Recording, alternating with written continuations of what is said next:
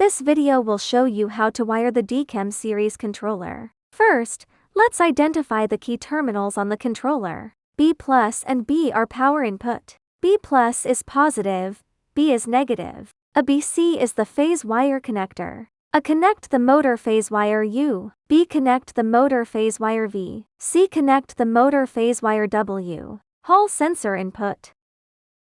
The diagram shows the wiring definition of J2. Please note, 1 PWR needs to be connected to B+.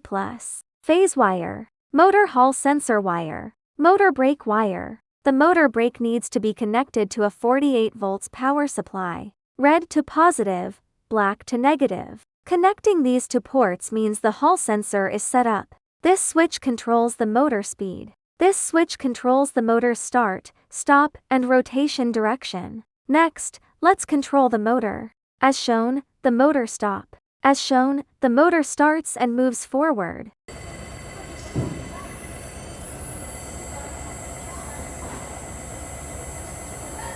As shown, the motor start and reverses.